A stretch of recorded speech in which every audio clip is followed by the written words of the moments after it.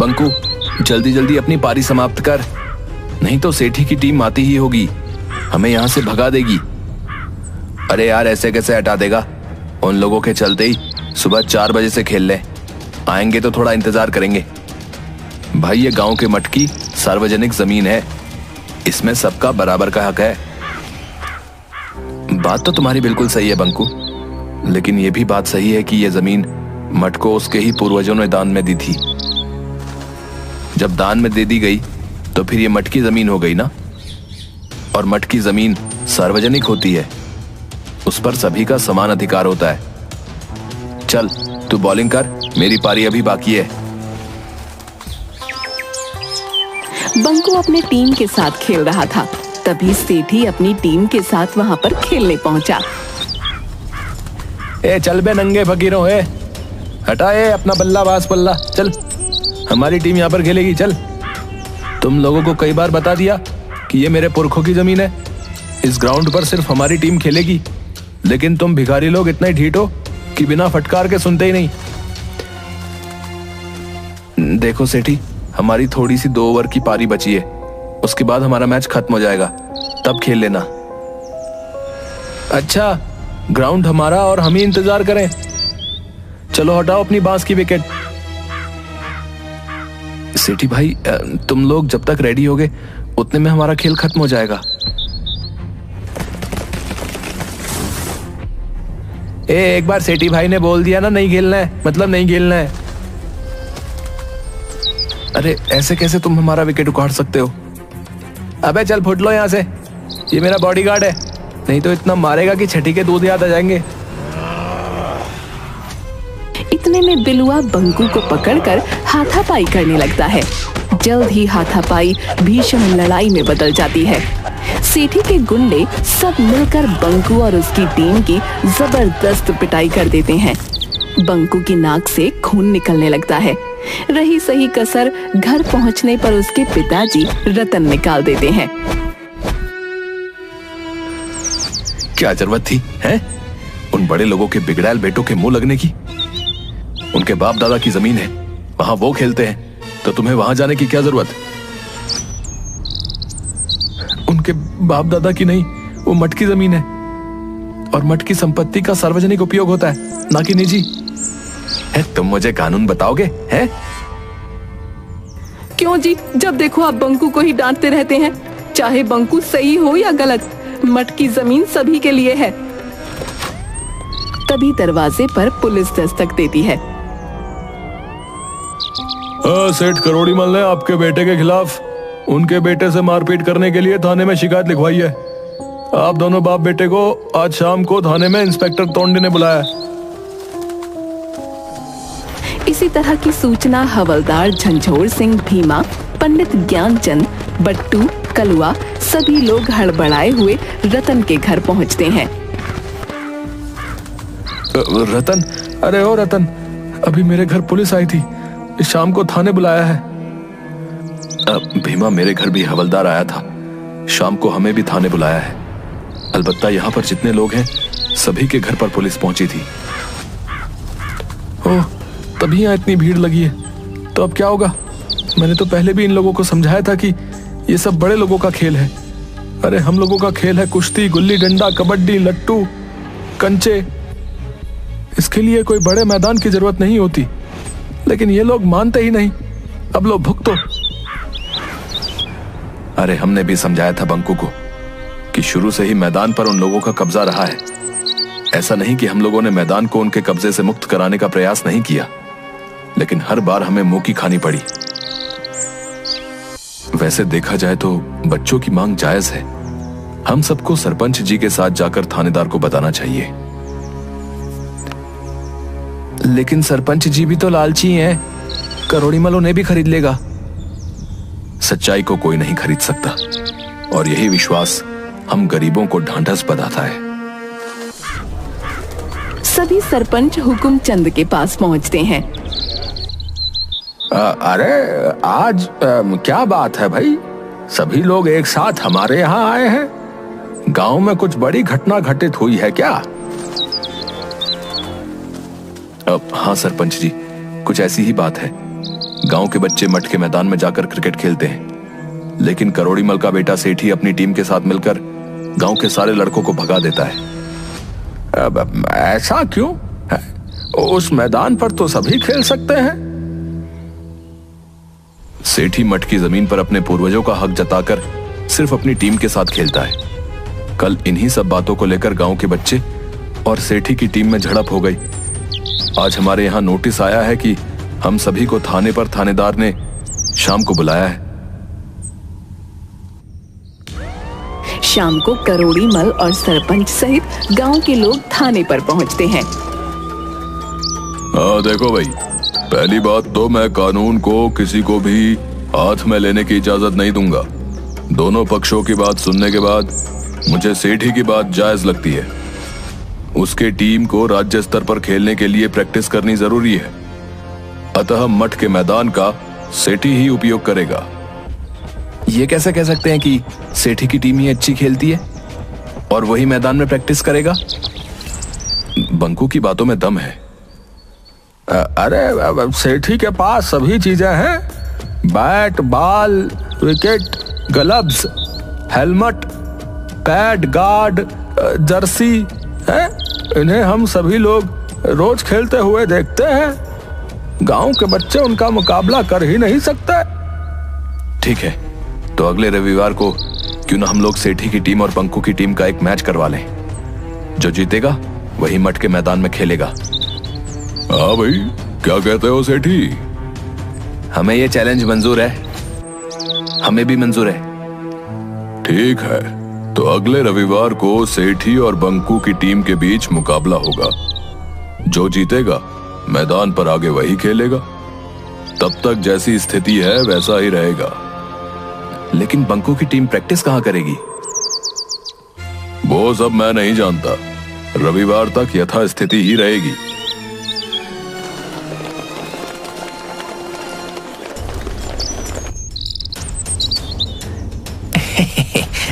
शाबाश थानेदार साहब, ये लीजिए अपना इनाम। सेठी की टीम के सामने वे लोग कहाँ टिकने वाले। बस रविवार के बाद मैदान का सारा झंझट ही खत्म। अंकल, वैसे तो हम सब मैच जीत ही जाएंगे, लेकिन मैंने राष्ट्रीय स्तर के खिलाड़ी सुधीर कुमार को बुलाया है। मैं कोई रिस्क नहीं लेना चाहता। इधर बंकू अपनी टीम के साथ। बट्टू, दीपू, कलवा, राजू, तुम लोगों पर ही गांव की इज्जत है। हर हाल में हमें मैच जीतना है, लेकिन हम लोग प्रैक्टिस कहां करेंगे? एक जगह है जहां हम प्रैक्टिस कर सकते हैं। कहां ऐसी जगह है जहां हम क्रिकेट की प्रैक्टिस कर सकते हैं? अभी तो सभी खेतों में अनाज ही लगा है। गांव के बाहर नदी किनारे वाला वीरान कब्रिस्तान। नहीं बाबा, सुना है वहां के बरगद के पेड़ पर भूतों और अतृप्त आत्माओं का वास है। हमें याद रखना होगा कि हिम्मते मर्दा तो मददे खुदा। हम सभी को दिल मजबूत कर हिम्मत के साथ प्रैक्टिस करनी होगी। हमारे पास वक्त बहुत कम है। दूसरे दिन से सेठी मठ की जमीन पर अपनी प्रैक्टिस स्टार्ट कर देता है। दूसरी तरफ बंकू अपनी टीम के साथ गांव के बाहर वीरान कब्रिस्तान में अपनी प्रैक्टिस जारी रखता है। बट्टू, तुम कीपिंग करोगे। राजू, तुम स्लिप पर रहोगे। कलवा, तुम्हारा थ्रो बहुत अच्छा है, तुम लॉन्ग लेग बाउंड्री पर रहोगे। नहीं, लॉन्ग लेग बाउंड्री पर भूतों वाला बरगद का पेड़ है, मैं नहीं जाऊंगा वहां। ठीक है, वहां पर मैं रहूंगा। इसी तरह से दोनों टीम अपनी अपनी प्रैक्टिस जी जान से करते रहते हैं। आज शनिवार था। दोनों टीमें सुबह सुबह ही अपने अपने ग्राउंड में पहुंच चुकी थीं। दोस्तों, पिछले 5 दिन से हम लोग प्रैक्टिस कर रहे हैं। कल हमारा फाइनल दिन है। हमें अपनी जी जान लगाकर हर हाल में मैच जीतना है। हम जो गलतियां पिछले 5 दिनों से करते आए हैं उन्हें दोहराना नहीं है। चलो बट्टू, बैटिंग करो। मेरी गुगली से बचकर दिखाओ, गिल्लियां बिखेर दूंगा। ठीक है, पहले बॉल तो फेंक, बाउंड्री पार नजर आएगी। ये ले बच। बट्टू लॉन्ग लेग में जोरदार छक्का लगाता है। वाह बट्टू, लंबा छक्का। अरे ये तो पेड़ पर चली गई। भाई शाम भी हो गई, अब बॉल कौन निकालेगा? सभी लोग बॉल निकालने और न निकालने के असमंजस में रहते हैं। भाई 6:30 बज गए, रात हो गई। मैं तो जा रहा हूँ, मुझे भूतों से डर लगता है। हाँ यार, डर तो हमें भी लगता है। रुक, मैं भी चलता हूँ। एक एक कर सभी चले गए। कब्रिस्तान में सिर्फ बंकू और दीपू रह गए थे। अरे यार, आज पूर्णिमा की चांदनी रात है। दीपू तू नीचे रुक, मैं पेड़ के ऊपर चढ़कर बॉल खोज कर लेके आता हूँ। ठीक से चढ़ना। पेड़ के ऊपर गधैया भूत और भटूरिया भूत आपस में बातें कर रहे थे। अरे ये कौन हमारे पेड़ पर चढ़ा आ रहा है भाई? किसकी शामत आई है? लगता है अभी जो नीचे बच्चे खेल रहे थे उन्हीं में से कोई ऊपर आ रहा है। शायद उन्हें हमसे डर नहीं। अभी बताता हूँ बच्चों को। अरे अरे अरे अरे अरे, ऐसा नहीं है। पहले जान तो लो कि वो क्यों इतनी रात में अपनी जान जोखिम में डालकर यहाँ आ रहा है। ठीक है। कौन हो तुम? ऊपर कैसे आ गए भाई? तुम्हारी इतनी हिम्मत? दीपू जो अभी तक हिम्मत रखे हुए था, वो भूत की आवाज सुनते ही बिना पीछे देखे भाग गया। बंकू डरते हुए सारी बात भटूरिया और गधैया को बताता है। तुम सही कह रहे हो लड़के, इन्हीं के पूर्वजों ने हमें मारकर दफन कर दिया था। डरो मत बच्चा, हम तुम्हारे साथ हैं। जहां अन्याय होगा मैं तुम्हारे साथ रहूंगा। अब आप लोगों को लोग बदमाश बोलते हैं। अरे असली बदमाश तो करोड़ीमल, सेठी, हुकुमचंद और थानेदार टोंडे जैसे हैं। ठीक है, कल का मैच हम लोग भी देखने आएंगे। याद रखना, सिर्फ तुम हमें देख व सुन सकते हो। दूसरे दिन मठ के मैदान में दोनों टीम पहुंच जाती हैं। थानेदार टोंडे अंपायरिंग करते हैं और हवलदार झंझोर सिंह कमेंट्री। नमस्कार दोस्तों, मैं झंझोर सिंह सरताजपुर के मठ के मैदान से आपको लाइव कमेंट्री सुनाने के लिए उपस्थित हूँ। पूरा मैदान खचाखच भरा हुआ है। आज एक तरफ सुसज्जित बहुत ही सुंदर जर्सी में सेठी की टीम और दूसरी तरफ पतले दुबले दीनहीन नंगे पांव वाले बहुरंगे कपड़े पहने बंकू की टीम मैच खेलने को तैयार है। ये देखिए, टॉस जीतकर सेठी ने पहले बल्लेबाजी का निर्णय लिया है। भाई वो तो सुधीर कुमार लग रहा है। वो राष्ट्रीय स्तर का खिलाड़ी है। बंकू तुम इसका विरोध करो। सर, ये राष्ट्रीय स्तर का खिलाड़ी सुधीर कुमार हमारे गांव से नहीं है। देखो बंकू, प्यार और जंग में सब जायज है और ये भी एक जंग है। अगर तुम अपनी हार मान लो तो वॉक ओवर दे देता हूं। नहीं, आखिरी क्षण तक हम लड़ेंगे।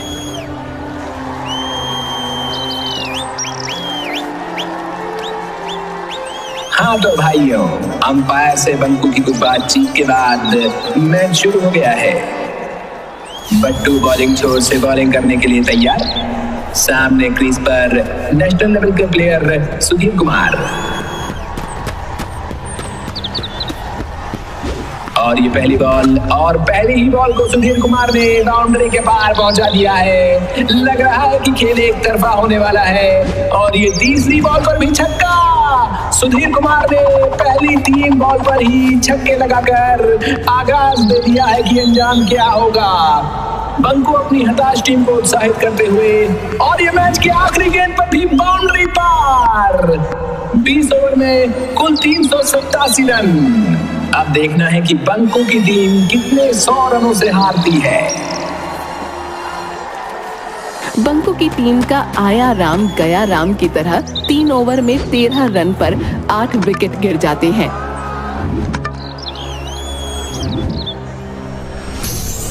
अरे 9 बॉल पर आउट कर दिया। ये तो बेईमान अंपायर है।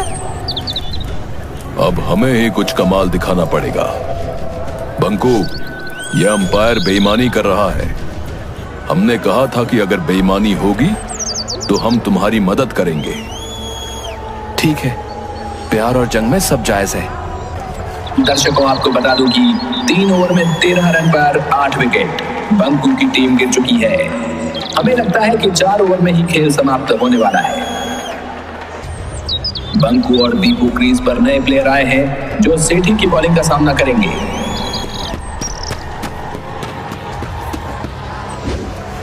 सेठी ने ये बॉल डाला और बॉल बाउंड्री के पार। वाह, बंकू की टीम का ये पहला छक्का। दूसरी बॉल सेठी की और फिर बॉल मैदान के बाहर। लगता है बंकू कुछ देर टिकने वाला है और ये तीसरी गेंद भी छक्का। हैट्रिक बंकू की ओर से कमाल कर दिया गया है। अरे अब तो लगता है कि छक्कों की बारिश शुरू हो गई है। दोनों तरफ से छक्कों की बरसात। पिछले 4 ओवर में एक भी रन दौड़कर नहीं बनाया गया है। चौके और छक्के ही लगे हैं। 4 ओवर में 120 रन की रिकॉर्ड साझेदारी। स्कोर 7 ओवर में 133 रन 8 विकेट पर। समझ में नहीं आ रहा कि क्या किया जाए। लगता है हम मैच हार जाएंगे। अरे ऐसा नहीं है, अभी भी 254 रन 13 ओवर में चाहिए। हमें इस जोड़ी को तोड़ना होगा। गधैया अंकल, आप हर बॉल को पकड़कर बाउंड्री पार जाकर छोड़ देते हो। कहीं हमारी चालाकी पकड़ी ना जाए। अरे तुम बस नजारा देखो। सेठी और सुधीर कुमार आपस में मंत्रणा करने के बाद फिर से तैयार। सुधीर कुमार बॉलिंग छोर से और दूसरी ओर दीपू ने गेंद को उछाल दिया है और बाउंड्री पर बिलवा ने कैच पकड़ लिया है। लेकिन अरे ये क्या, बिलवा तो पीछे ही जा रहा है और बाउंड्री के ऊपर गिर गया। टेक्निकली ये 6 रन और बंकू के खाते में गए। गधैया भूत भाई, इतनी बेईमानी भी ठीक नहीं। अरे अंपायर से पूछो, प्यार और जंग में सब जायज है। बंकू की टीम जीत से अब सिर्फ 12 रन दूर। अगली बॉल बहुत अच्छे बंकू ने रोक दी है, लेकिन ये क्या, सुधीर कुमार ने बॉल पकड़ के बाउंड्री की ओर फेंक दी और ये गेंद भी ओवर थ्रो के माध्यम से 4 रन। अगली बॉल बंकू के बैट से टच करते हुए सीधा कीपर के हाथों में और ये 9वां विकेट। लेकिन ये क्या, कीपर के हाथों से बॉल निकलकर सीधे बाउंड्री पार। असंभव, अकल्पनीय, अद्भुत। मैंने अपने 40 वर्षों के इतिहास में ऐसा चौका पहली बार देखा है।